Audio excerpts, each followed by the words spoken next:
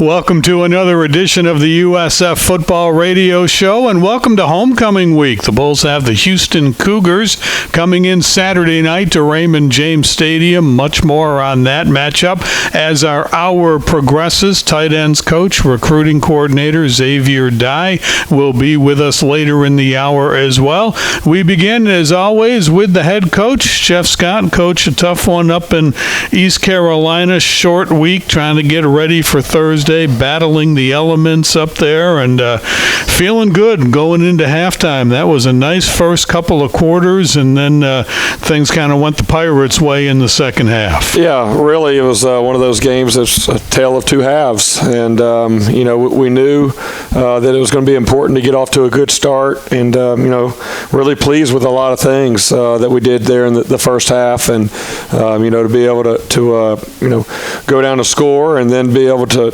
knock the ball out there on the kickoff coverage and create a turnover and then score again. And then I think the big drive there at the very end, holding them out on 4th and goal at the 1, really felt like we had good momentum. And, we talked about it, that it was going to be a 4-quarter game. We talked about the importance of being ready in the second half. And ultimately we got, out-executed there in the second half. And, I think the big thing was the 3 turnovers in the second half, one of them being a pick 6. It's very difficult to be able to overcome. And then, also on defense, I felt like we played a lot better on first and second down, but we just couldn't get them off the field. There was plenty of, on the 3 touchdown drives that East Carolina had, there were, 3 times where it was 3rd and long or 4th down where we had a chance, 2 or 3 different times on each of those drives to get them off the field. And so from our side, we didn't execute, didn't do what we needed to do. On their side, their quarterback's a really good player. He knew where to go with the ball, and he made a lot of plays. And so at the end of the day, we didn't get it done. And, coming back in here on Sunday and watching the film with the guys, it's like, hey, now we're in a different position. We know that we belong. We know that we, have an opportunity to go and win these games. But just because we now belong doesn't mean you automatically win. It's the team that plays the best for 4 quarters and executes for 4 quarters. And ultimately, we let ourselves down there in the 3rd and 4th quarter, and it ended up costing us the ball game. Coach, these past 3 games, you guys have started much quicker. And when I say started much quicker, that first half of football has been some pretty good displays of, execution from your team. And these past 3 games, you all have elected to take the ball at the coin toss. Can you talk about your philosophy when you decide to implement that and when you decide not to? Yeah. Well, I think that's kind of the interesting part to our season. The first part of our year, we started slow in the first half, and then we really, kind of picked it up in the second half there against Florida and BYU. And really we're just trying to address that we've got to be ready to go right out the gate. And, I think also, just really having that mindset for our guys that we need to be hungry. We need to be aggressive whenever the game starts. And so I think we've made progress there. I really don't think it's one of those things that's either or. You either play well in one half or the other. I think for us as a team, we need to take this next step and be consistent with our play. There's no reason that we can't play for 4 quarters the way that we have these first 2 quarters in some of the games. But ultimately, when it comes down to that decision, part of it is looking at your team, how you match up, how your offense matches up with their defense, how their defense matches up with your the other side of the ball. And so I think for us, everybody has their openers, right? On offense, to be honest, the early part of the game should be advantage to the offense because the offense has a script that you run through that you've been practicing all week, plays that you think are the best against their defense. And so I really just thought it would be important for us to try to go out and score early, and that was also a disappointing part there on the first drive.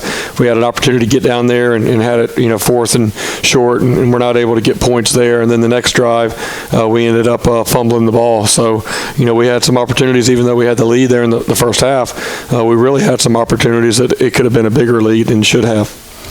Can you take us through the decision to play Travis at quarterback? Was that truly a last-minute thing? Was it something that kind of sorted itself out before the game? What led to that decision? Well, I think the biggest thing that led to it is that Timmy McClain he's been playing banged up for the last couple of weeks. He's taken some shots, and he's had a hamstring issue that he's been getting a lot of treatment on, and also bruised hip. And then in the last game there against Temple, he sprained his ankle, and so we had to make a decision really quickly on Sunday because it was a short week, and you only really got 2 practices. Monday and Tuesday is all you got. So we decided the cumulative effect of him trying to play through a bunch of those injuries. We knew it was going to be against a very aggressive defense that was going to be bringing a lot of blitzing, and really also we've been really pleased with how Trey Marsh has practiced. He's throwing the ball extremely well in practice, and so I think the combination of that, I really felt like it would be the better choice for us for that game, for Trey to have the opportunity, being healthy, to go out and play and lead us. And then also I thought it would be the best thing for Timmy and for our offense moving forward in the last 4 games to have a chance for him to get healthy. And hopefully he's able to do that and be able to be back out there this Saturday versus Houston. When everybody takes a look at Travis Marsh's his overall body of play, right? They're going to pay special attention to the interceptions in the second half. You've coached receivers for so long, and obviously the rule is if it touches your hand, you got to catch it. But where is that midline between, hey, it touched your hand, but it was also outside the framework of your body? Yeah, well, first of all, you can go through the 3 interceptions. I mean, the pick 6, I put that on myself and our coaches. We kind of went to the well one too many times. Very distinct formation that we were in, throwing the outcuts, and occasionally a DB may see a tip on your split and something you've been doing a lot of, and they'll kind of bait you, and ultimately that's what that was. I mean, there's nothing that Trey could have seen. He threw the ball where he was supposed to throw it. Their guy made a good play. We put that on us as coaches, so we take ownership in that. The other 2 interceptions, the one he threw high was a poor throw. It just kind of came out of his hand a little funny and flew a little more than he wanted it to. So that one's on him. And then the second one, he threw behind him. Now Weaver's a guy that Weaver would tell you his expectation is he touches the ball, he wants to catch it.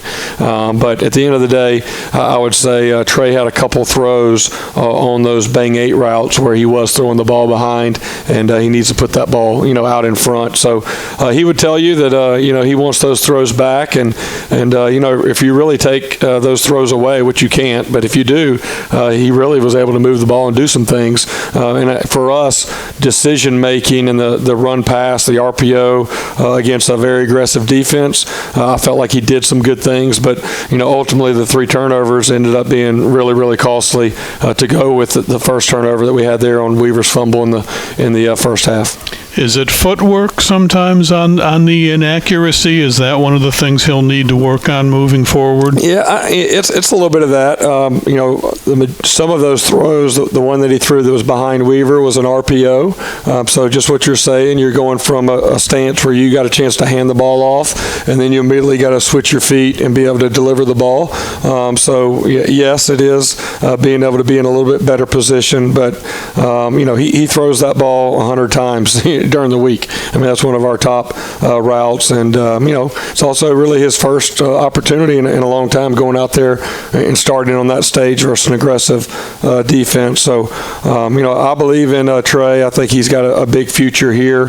He'll learn from that, and he'll definitely get better down the road from that experience. Kelly Joyner had another strong game. You don't find too many guys his size that can run productively between the tackles but still have the speed and the vision to bounce it outside. What can you say about his play this last game? Yeah, he's been really consistent. I mean, he graded out 93%, and so there's a lot of things that go into that. You don't get graded just on how well you do with the ball in your hands, right? It's the pass protection, it's the calls, it's the alignments, it's so many different things, and it's been great to see Kelly work and put himself in a position to go out there and have success. And I think, with the year that Jaron Mangum's had, and now for Kelly to come on and be playing really well, it gives us a really nice combination there. And I think both of those young men are going to continue to work and continue to improve here down the stretch. It was great to see Xavier Weaver back, made some big catches, and boy, when he's healthy and able to go, he's pretty special. Yeah, he is. We definitely missed him the week before whenever he was out, and obviously we were able to run the ball there versus Temple. But yeah, it was good. I mean, those hamstrings, that's a tough one. That's one that you wish you could just kind of snap your fingers, but really ultimately just kind of takes time. And Xavier's a guy that wants to play. He doesn't want to be out. He doesn't want to miss reps. So sometimes you have to slow those guys down a little bit. But it was good for him to get back out there and to be able to play. In practice, you can try to simulate some things, but you don't really simulate the game speed until you get back out there and play. So it was nice to see him go out there and make some plays. But I think he's going to be a guy that's going to continue to work this week and kind of knock the rust off and be ready for a strong finish. How do you feel like your guys adjusted to the weather? The rain was high at some points, and some points it was really low. But it seemed like the time, especially the fumble that Xavier Weaver had, that's happening whether it's dry or wet outside. Yeah, I really didn't, obviously going back and thinking through everything with the game, we kind of went into the game thinking that the wet weather would be our benefit because we knew that how much they like to throw the ball. Mm-hmm. And, if you look at our turnovers, you would think on a wet night, you would think the turnovers come from fumbles, right? And, for us, it was 3 interceptions, and then the one, Weaver had the ball in good ball security, and the guy put his helmet right there on his hand, and the ball came out. I don't think that was because of a wet ball situation. So I think from the quarterback center exchange, those are the things you think about, the quarterback running back mesh, and then also the snapper holder, the snapper, the punter. Those are the things you really kind of really have to focus on during wet games. But our guys were really locked in. Obviously we knew that it was wet and raining. I think we got to do a better job. We had some missed tackles from slipping out there a little bit, and so I think understanding when you have a wet surface to keep your feet inside of your circle, inside of your base, and play on the balls of your feet and not get elongated. I think there was a couple of those pictures that showed up a little bit on defense that led to some missed tackles, and so hopefully we'll learn from that in case we get in that situation again. When you look back at the defense on the third downs and the fourth downs, East Carolina was 5 out of 6 on fourth downs. Do you see any patterns? Do you see anything repetitive, or is it just different plays that the execution wasn't there? Yeah, there were several times where we were in open field and the quarterback made our guy miss. Ultimately, third and fourth down, if the other team has a good quarterback, it's really difficult, right? Whether it's NFL level, college, or high school. And their guy, he was a very talented guy. He knew where to go with the ball.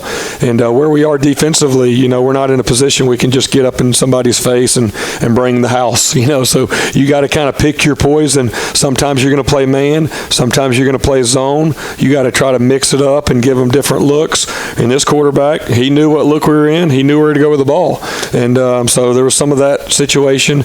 But then we also had some situations where we had them in front of us. We have a chance to make the play, to make the tackle, and that's when we got to be able to get them down. And those are the ones that were most frustrating. Coach, when you take a look back at the play where the defense stopped them very close, officially very close to the goal line as they were coming out, but when you look at the TV copy, it looks like a safety. Have you all had the opportunity to kind of revisit that, and what's your thoughts on it? Yeah, my personal thought is I thought it was a safety. The guys in the box upstairs, they were jumping up and down, going crazy, saying 1,000% it's a safety. And, a conversation I had while the head referee was reviewing it, he was even telling me he thought it was going to be overturned to be a safety, and then they came out and said that it was not a safety, and so I almost called a timeout after that to see if we could review it again. but I felt like we probably should move on. But yeah, that was unfortunate. The copy that we have, the football copy is not as clear as the TV copy because of the angles. Mm-hmm. I think ultimately, if they would have called it a safety on the field and they reviewed it, then it probably would have stayed a safety. I think they could not see the ball from the angle of where they are. They just had to kind of assume where the ball is. And so I think their reasoning was they did not have overwhelming evidence to overturn the call. But yeah, there's no doubt, that could have been a big play for us. I mean, I was fired up about it because our guys, did a great job executing the pin punt, playing complementary football, turnaround defense, being able to knock them and stop them, and to have a chance to go up 3 and get the ball there in the middle of the third quarter. We would have loved that. But, at the end of the day, football is a game where you have some of those calls, some that go for you, some that go against you. And so now my next conversation with our guys is, okay, that's happened. There's nothing we can do about it. Now what's our response? And then we give up a big pass, and let them escape off the goal line there. So that's something we got to learn from. But yeah, me personally, I thought it was a safety, but those guys made the call from what they could see. All right, we are looking forward to 2 consecutive home games for the Bulls, including homecoming this Saturday night. We'll talk about the Bulls in Houston when we continue on the USF Football Radio Show. 7:30 will be our kick time for the Bulls in Houston, Saturday night, Raymond James Stadium. We continue with head coach Jeff Scott. And, Coach, I know there's a limit to homecoming things that you can enjoy during the week as you prepare for this game. But homecoming is always kind of special. Players coming back, USF alumni coming back, nationally ranked opponent, got a night game, which the fans usually respond to pretty well. This ought to be a lot of fun. Absolutely. Our players are looking forward to homecoming and having our alumni come back. That's something that, for me has been something that I've really tried to focus on, of getting our alumni back and engaged and really to be able to enjoy I think the atmosphere that we can have in a night game, I think could bring a lot of energy with a really good team here. We're definitely going to need them, and I think this could be a really good weekend overall for our alumni and our university. Coach, you've done a great job all year of getting the guys out, spending time with the community, interacting with other Olympic-level teams or Olympic-style teams or whatever the case may be. What are your plans this homecoming week in terms of getting your guys out and interacting and kind of indulging in the homecoming experience? Yeah, well, we actually tomorrow is an off day for us. One of the NCAA things that they put in place with the election day is to have no athletic requirements. And so with that day, we've really kind of encouraged our guys to number one, focus on their academics, but also number two, with some of their extra time to get involved with some of the things that are going on. I know for me personally, this evening, I'm going to be involved on campus with some students with a homecoming event tonight. And I know there's things all throughout this week. And but ultimately, my message to our guys is the way to have a great homecoming is to go out and play well, right? And we're going to have people coming to this game that maybe have been, from out of town, that haven't been back this year. This maybe is the one game they're going to come to, and they're going to get an opportunity to see us play. And it's important that we go out and play well and represent them and this team very well. Well, Houston comes in with a little head of steam after winning the shootout with SMU. They have a kick returner that is probably a good idea not to kick to. He's got 2 punt returns and 2 kickoff returns for touchdown Marcus Jones, and he had the game winner in last week's game. Aside from him, what problems does Houston present? Yeah, this is a really good Houston team. They lost the first game of the year there to Texas Tech, and they've won 7 in a row. I believe their total defense is number 4 in the country. So that's incredible. This is the best defense they've had in a long time. They have 2 defensive linemen that I think will be the best 2 that we've played to this point in the season. Really, really talented guys. They're number 10 in the country against the run and number 18 in the country against the pass. So, I think they're only giving up about 289 yards a game. So it's going to be a big-time challenge for our offense because very very aggressive, really a dominating defense all year, everybody that they've played. And then offensively, they've got a great scheme. The quarterback for them is playing really well. They have outstanding skill on the outside and really some speed guys. And then just like you said, that translates over into the return game, both punt return and kickoff return. That young man, I think he has 8 or 9 returns for a touchdown in his career. He started off at Troy before transferring to Houston. And, I've watched the last couple of games just kind of by chance, when I had an opportunity to watch some games and turned it on. And every time before they kick, the announcers are like, surely they're not going to kick it to him, and they did, and it turned out going to the house. But so that's definitely another challenge for our guys, the specialists, trying to figure out how to play keep away a little bit. But ultimately for us, my message to our guys is, hey, we got 4 games left in the regular season. We got some challenging opponents coming up, and it's going to be really important for us that we continue to improve and we don't take a step back. And really coming kind of from this last game, how can we find a way to play for 4 quarters and not just 2 quarters, because it's truly going to take 4 quarters of clean execution to have a chance against a team like Houston. Coach, on your special teams coverage units, you guys have played rather well this year, unless my memory just kind of has lost me. You haven't allowed a kick return for a touchdown on punt or kickoff return. In a game like this, do you recruit some of your starters, ask them to go play on those coverage units to mitigate the potential success of this returner, or do you guys feel like you're good enough with your existing units to go out and stop his level of production? Yeah, I think ideally when you get your roster where you want it to be and where it needs to be, then you do have some flexibility to do that. I think where we are right now with our roster, we're so thin on the defensive side of the ball, in the secondary and at linebacker.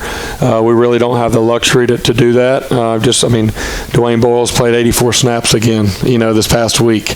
And so I think for us, the guys that, you have to trust your scheme. Obviously, you can have strategy and where you want to kick the ball, but just because you want to kick the ball there doesn't mean it always goes where you want to kick it. Mm-hmm. And so I think for me, it's about being sound and how you do things. I would say that the special teams has been probably the most consistent phase this year. Between the 3 phases of offense, defense, and special teams. So this will be a big challenge for them. I know Coach DePrada doesn't mean we can't move personnel around a little bit, but I just don't think we're in a position to take our main starters and put them on both kickoff coverage and punt block or punt team because of maybe the overall snap total of again, we talked about last week, right, not finishing well in the second half, and I think sometimes that comes a little bit from your lack of depth, playing a lot of snaps, and so to be able to take those guys away, I'm not sure is our best plan right now. But ultimately, whoever we put out there, we trust them to do their job, and that's really been our message all year, and will continue to be the message this week. Did have some good news in the secondary last week that T.J. Robinson was able to play, Christian Williams able to play, but no Daquan Evans, and it's been that kind of year. You get somebody back, you lose another guy. Yeah, hopefully we'll get hopefully this is just one of those years, right, that you have like every 5 or 6 years, and obviously, keeping up with Clemson this year, and they've had close to 20 injuries, but, the reality is the 4 or 5 years before that at Clemson, we were very, very lucky. We had very few major injuries, and so sometimes it kind of comes in waves, and so hopefully we're getting all that out of the way this year, and but Day was not able to go last week. We're hopeful that he may be able to be back this week, and at least give us those 3 guys to be able to rotate in those 2 spots like we were hoping going into the season. One of the guys he's been showing up a lot these past 2 games is Mekhi LaPointe.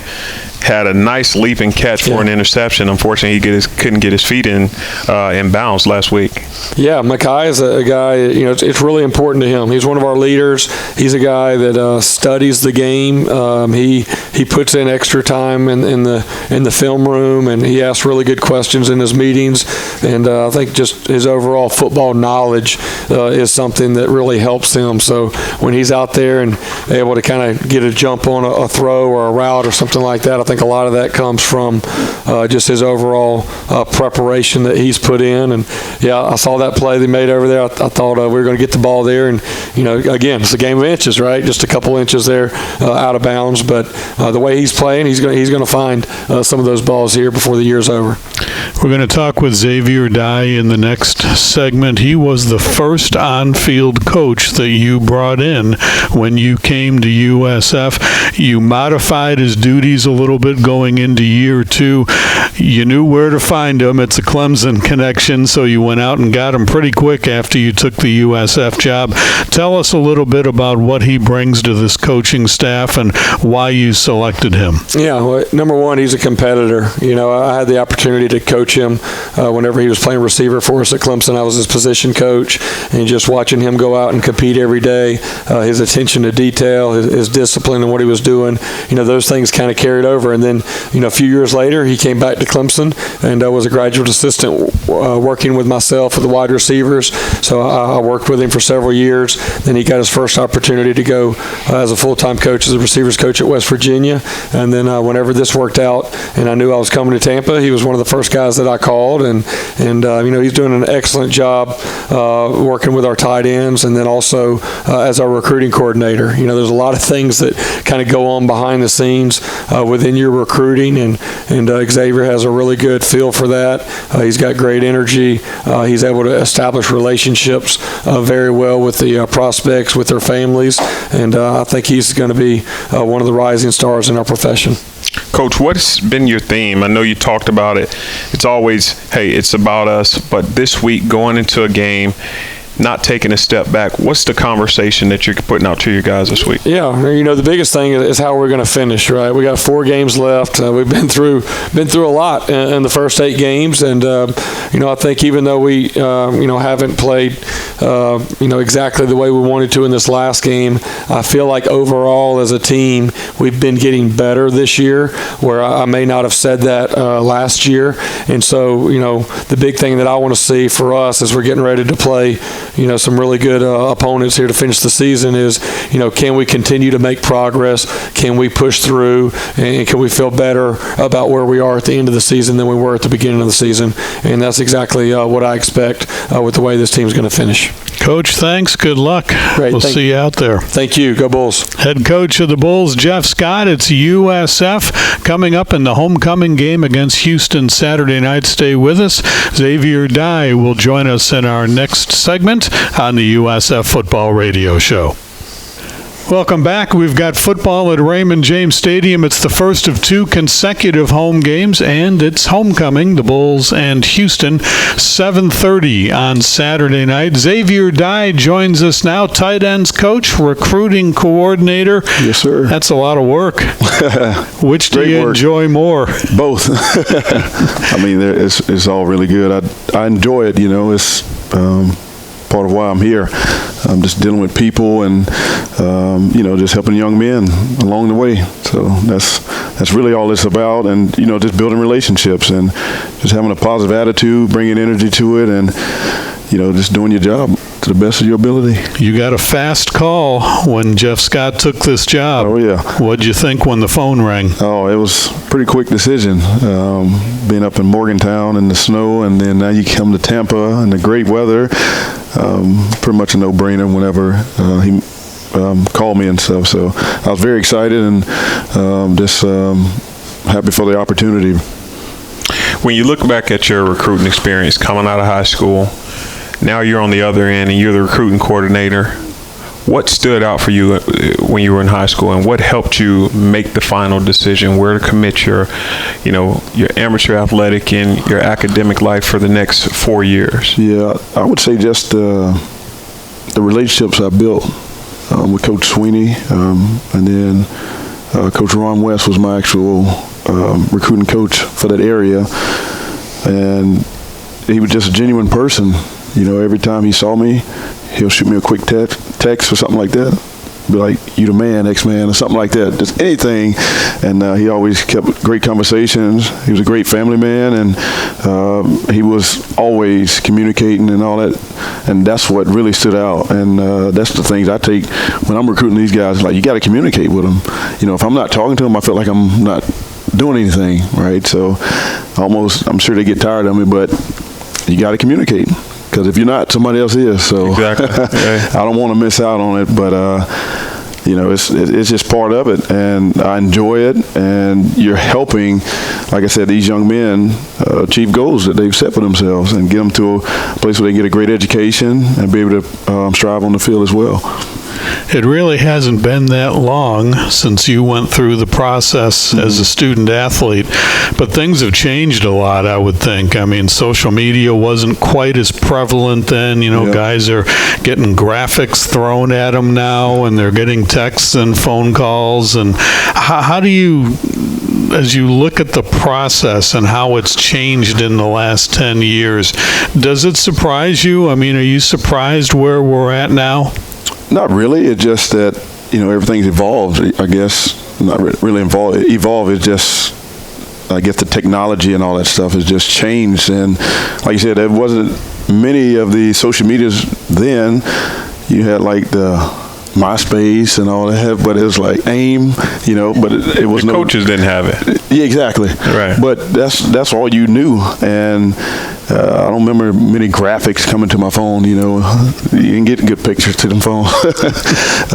But I mean, I think it's great now with the resources that we have, and you can connect with the guys much easier now.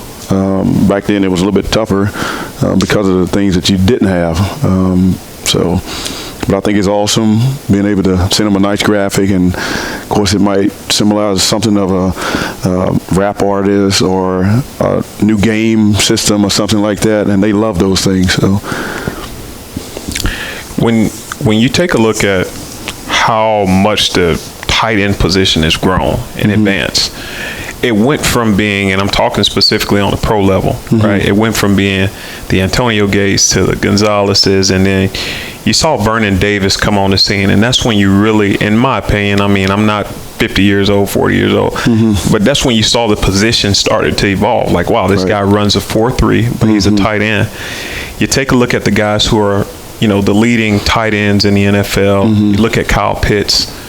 What do you think makes a tight end special in the game of football today? What intangibles does he need to carry for him to be successful in this game, not only as a blocker, as a receiver, and as a guy who can just be an asset on offense in all levels? Yeah, I would say the main things is just having great knowledge, because you got to know a lot. You got to be able to go in the box and pass protect. You got to be able to be in the box, run block. But you got to be in the box and go out and block for a receiver. You got to be in the box to go out and run routes. Same thing on the perimeter. You got to be able to go outside in the perimeter, run routes, block, and all that stuff. So there's a lot that goes into it. And you don't get much recognition for it, right? Which is fine. We're blue-collar guys. It's our job. It's part of what we do. But I would say just the knowledge of the game, being physical, that's the big part. You got to be physical to play tight end, right? And then you got to be able to have some athletic ability as well, because your matchup problems, if you can go out and be a receiver as well, because now you're going up against a linebacker who is probably not as fast as you. He probably is, but most time if you get one that's very athletic, then it's a matchup problem across the board. So I think those are the things, and just the main one is really just being a physical guy. And, just a no-nonsense type of guy. And, those are things that I look for. And I'm always challenging my guys. We got to be more physical. That ain't good enough, And we got to create movement. And it's our job to get it done every time, right? So those are things that I look for. And then you got to be able to go outside and catch a ball or two. Then you start doing that, they'll feed you a little more. So when we get our opportunities, we got to make the most of them. So we've been doing a much better job here the last few games of, when we do get that chance of taking that opportunity very serious and, get what we can get out of it. So Xavier Dye is with us, Bulls tight end coach, recruiting coordinator. So when you are talking with a young man, a prospect, and you're in the early stages, and somewhere down the line you're going to have to recommend or not recommend to Coach Scott and the rest of the coaching staff, the measurables, obviously. What are the things you are looking for off the field? What's a red flag? What's something that makes you think maybe this guy's a fit for our program? Yeah, the red flags, I would say, is if a coach doesn't really speak highly of you, it's a good red flag. Probably gonna move on. If your coach can't speak highly about you or even speak about you, like, yeah, coach, I don't know about this guy, or he'll say, hey, coach, this he's matured a lot. I think he's going to have an opportunity. Okay, I'll probably stay with him and track him along the way. But if coach don't give you any good, it's tough to even consider the guy, even if he is a really good player, right? We look at him, but you're still not going to take a chance because now you hit the saying, well, that kid will beat you once a year, but if he's in your program, he'll beat you every day out the year, if it's not the right type of guy that fits what you're trying to do and stuff. So, but the things I look for is just great character guys that love the game of football, and then guys that are, willing to come in and do what it takes to perform at a high level and, get their job done. And at the same time, get a great education. All that stuff matters. We don't want just a good football player. You got to be able to go out here and be great in the community, be able to do your schoolwork and all when you're asked to do it, and just be a good citizen. Really, that's all you have to do. We don't ask anything crazy, anything out of the norm that you need to do to be successful here.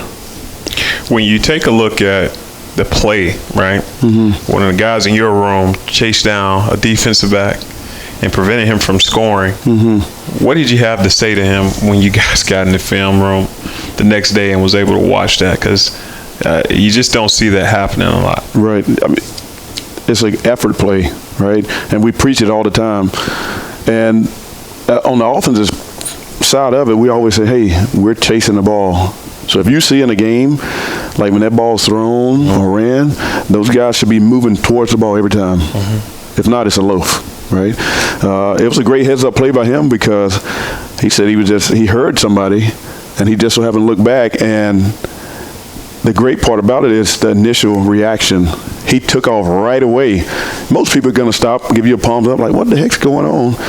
He just all of a sudden oh crap, there's a ball and it's gone the other way, and he just took off sprinting, and it was a great play by him. And those are reasons why you can have success. You can win a ball game for things like that, and you have to have it all the time. And like I said, it was the initial reaction what got it done, because most guys just look back and it's nothing. They're trying to say, oh crap, what happened?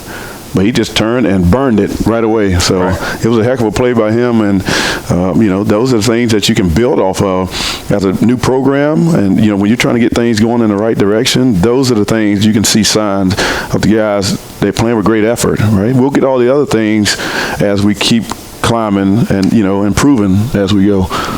Coach, thanks. We appreciate you taking time for us. Good luck on Saturday. Thank you so much. Bulls tight end coach and recruiting coordinator Xavier Dye. Stay with us. More to come. Bulls coming up on homecoming Saturday night. We'll talk a little bit about that game and also visit with tight end Chris Carter when we return on the USF Football Radio Show. Thanks. Chris is a veteran on this team. He's a junior, made a couple of big catches last year, this year as well. Had that great defensive play with the tackle at the 5-yard line that Xavier Dye talked about, and Chris will ask you about that as we go on. But tell us, first of all, a little bit about yourself. You're a guy who is getting more and more snaps as time goes on, getting more and more opportunities, yes, and it feels like it's been a productive year for you. Yes, sir. I'm kind of easing my way into things more now, so just taking advantage of every opportunity I get. But your experience at USF, I'm sorry, you were going to say something? No, you good. Your experience at USF, is it what you hoped for in a college experience? Yes, it's everything I expected. I mean, relationships, opportunities, everything, just got to take advantage of it. Awesome. Well, we want to ask you about the great play you made with the tackle running down the defensive back. That guy was one of the fastest guys on the Temple team. No idea. And you closed on him. Yeah. And I know there's not a lot of thought that goes into that. You see and react. But tell us a little bit about your recollection of the play as it unfolded. I mean, to be honest, I heard the crowd noise. So as I turned around, I seen the ball rolling 15 yards. Then I just put my head down and went and made a play. I felt like the team, that's what we needed. I didn't want to be down 7-0 going into the game, so we was prepared all week, so we just didn't want that momentum on us. We wanted to start fast, so I just wanted to put the defense in a situation where they backs against the walls, and like I said, my kind of defense made a great play. Start them down, 4th down. Stop, pick, interception. Yeah, it was an interception. Yeah, that was Makai's play in the end zone, yeah. Now, your childhood, before you got to USF, what was that like as a ball player? I mean, you showed some speed on that play, I'd imagine. You've played other positions outside of tight end. Yes, sir. So when I was in Little League, I started off playing linebacker and O-line my first year. Then I just became like a defensive end, kinda, until probably like 5th grade. Then like I got into playing tight end like once I got to like my 7th, 8th grade year. But I've been playing football since I was 5 years old. I started off when I was 5 years old. Wow. You come to USF, and it's a time of rebuilding. You know, the program's kind of trying to get back up to where it's been in the past, and it's a gradual process, certainly. But you go and you have a game like you individually and the team had against Temple. I would think that was a really gratifying evening where you think back on all the hard work and you think we're kind of getting there now. Is that the feeling you have with this program? Absolutely. I feel like we're doing nothing but getting better. I mean, we're learning each week as we go what we could do, what we're capable of doing. Everything just have to come and mold together. That's all we're really missing right now. Just everybody playing together. We'll be fine. As far as your teammates, you know, you got some linebackers that you're playing against, and I remember my time here at USF. Yes, sir. And linebackers and tight ends, we're best friends, but we hate each other. Yes, sir. We're the same body types, but with different skill sets. Yes, sir. Talk about that group of guys and what it's like to practice against them on a weekly basis. That's an interesting group. I mean, Antonio Greer, he kind of has it all. Wayne is the aggressive one. You know, you got to be on your P's and Q's with Wayne. But talk about like someone that's just smart, like know what's going on. It's probably Antonio Greer. So awesome. He's somebody that knows what he's doing. Mims is also a great guy. I mean, he kind of a stuff guy. He like to start the run, so he gonna hit you. But so we compete every day. They get me better, I get them better. And even if we always communicating with each other, trying to see what can we do to get each other better. So everything just kind of molds together. But they're some great guys. That's good. Growing up playing football, who influenced you? Who made a difference in your life? Football, like a football player? Football and personal. Just who helped you get to where you are today? Probably my mom. I would say my mom. I mean, she's been there through it all. I mean, just my hero. That's who I do it for. So she just been with me through thick and thin.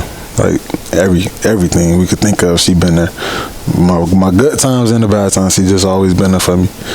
So, you know, we talked about it earlier with Coach Dye and how the game of football has evolved and how the tight end position has changed so much. I remember when I was in the NFL, there was a guy by the name of Jared Cook. You familiar with him? Yeah, tight end. He played for the Saints. Right. Well, he played for the Saints. I think he's with San Diego now. Chargers, yeah. Right, or the Chargers, right? Yeah. So, and there was a big contract negotiation going on, and his agent got him paid as a receiver.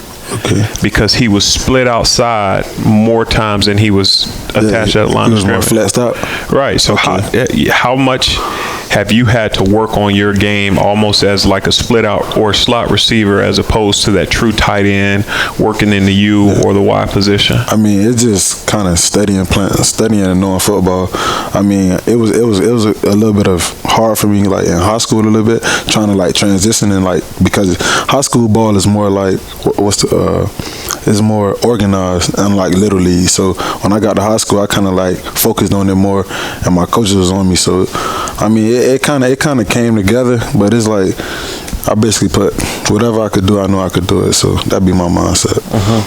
Big game Saturday, and it's homecoming week. I know you've got a lot of work to do between now and Saturday, but do you get to enjoy homecoming at all? We always want to enjoy homecoming. We need a victory, though. That's the main goal right now. We trying to win. That's the biggest part of it. That's all we want to do. What have you seen looking at tape of Houston? I mean, they're a great defense. They got some pretty good players. We'll be ready for them, though. And then as it relates to some of the festivities coming up this week, I know getting a win is important. You enjoying homecoming. What are you looking forward to this week in terms of things that are going on campus? I just want to hang with my guys, hang with the fellas. If that's all we need to do. We need to just keep on creating a bond. I mean, I feel like our bond is getting stronger and stronger. So whatever I could do, whatever the team, whatever we do, that's what we're going to. I don't really know what's going to happen after the game, but I mean, as long as I'm with my team celebrating the victory. Awesome. Well, Chris, we appreciate you taking time for us. Whenever they make the highlight reel of this year, we know one play that's going to be on it. That was a great moment and one you should be really proud of. And thanks for taking time for us today. I appreciate it. Bulls tight end Chris Carter, he will be on the field Saturday night as the Bulls play Houston on homecoming. We'll talk about that game when we return on the USF Football Radio Show. All right, Sam, we've got a nationally ranked opponent coming in on Saturday night. Houston probably playing their best football of the season. Big dramatic win over SMU. Highly ranked offense, highly ranked defense. But the Bulls have hung with teams like this, and they've made them uncomfortable at times throughout the year. No reason why they can't put together a good performance this Saturday. I think USF is in a position where they just need to continue to play. And it's not only for, obviously they can't go get a bowl game this year, but when you talk about overall confidence and just the presence of thought and the presence of knowing that at every point in time I stepped on the field, we gave it our all. And not to look ahead to next year, but those are the building blocks of a successful season when you can look back at times where you had to learn how to win. It would have been awesome. This team went out and got the past 3 games and just came out of the bye week pretty strong. But it doesn't always happen that way. I think there's a ton of things that this team is going to do this year. I think you got a guy like Jaron Mangum who has an opportunity to break the record for the single season record for touchdowns. Antonio Greer is doing some great things. I think what Weaver has done is very reminiscent of what we've seen Tyree McCants do in the past. Some of the guys that are off playing in the NFL, whether it's Valdez Scantling and some of the other guys, and you're just seeing this team come together. As an alumni, obviously you want more wins on the season, but just to have an intimate opportunity to see these guys mature and walk around the facility and be happy to be here. There's not a lot of teams around the country that have only won 2 games, but you got a place where everybody's happy to come into work and the players are happy to play for the coach. And I think that's just a testament to what Coach Scott has done and more of an emphasis on how well of a hire Michael Kelly made 2 years ago. I think it's going to be a great game this weekend. I think it's going to be a competitive game. I hope it's a game that the Bulls win so these guys can go out and be the college students that they are and enjoy their evening here at home for homecoming. I'm also excited to see alumni get back around, and I think that has an extra added benefit when these guys are playing in front of guys who also put their blood, sweat, and tears into this program. So I think overall it'd be a good weekend, even better weekend if USF comes out with a win.